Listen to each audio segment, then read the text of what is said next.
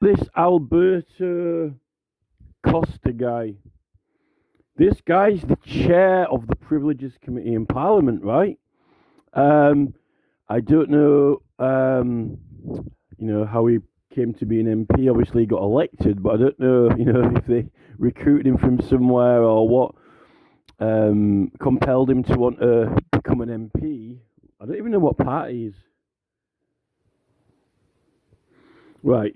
He's a Tory, so he'll have been involved in the Conservative Party. Although I know Conservative councillors who haven't really had anything to do with the Conservative Party, really. They just said, oh, I'll stand as a Conservative Party and a councillor and I'll get elected, right? And they didn't really have much more, um, like, involvement in the Conservative Party, only as they stood for them under their flag and they let them pretty much do what they want, as opposed to apparently Labour don't let their councillors do what they want. But this is what I've been told, anyway.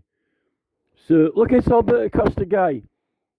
How did he get into the committee? Was this committee formed by a draw, by a ballot draw at random, or did they vote him? Did they vote him in? Just like the speaker gets dragged into the chair. I'm concerned, right, Costa, right, the evidence that helps prove that we can actually get judges and police brought into Parliament when they prosecute us illegally, right? The evidence is in the costs, in the fees. The primary evidence that helps us prove this, I find, is in the costs and the fees, right, which they removed. Yet here is Alberto Costa, right? Is this an inside joke? Is this like a father of the house joke? Is this like well, Jeremy Corbyn's not far off being one of the fathers of the house, right? But we got like David Davis is meant to be a long-established member, yet he's leading Big Brother Watch. Who? I mean, I don't know if who was the guy who grabbed hold of one of the guys who grabbed hold of the speaker. I don't know if it was David Davis or the other guy. I keep getting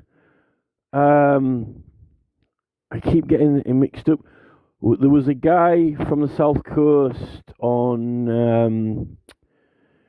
I think he's retired now. Pete. I think it was Peter. He's a knight of the realm anyway. Sir Peter something. I think he was like the father of the house. I think he was called Peter off the top of my head. I can't remember, but I think he's just retired in the last government, right?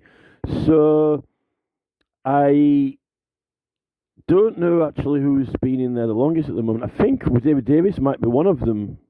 Could be one of them, but Corbyn's not far off. But Barry Shearman, our MP from around here, well, he was never my MP actually, because I was just over the border, but he did sign off one of my parliamentary complaints one time, because I didn't know that we were opposite the border, right, and he must not have realised on the postcode, but Barry Shearman wasn't far off being the father of the house. I don't know if he was one of the longest standing members in there, if he stayed on a couple more years, right, but I don't know, I mean, so like the costs are the evidence to prove that we're meant to have rights. This privileged committee has got a guy called Costa heading it, and he's got a really happy smile on his face about it. Look.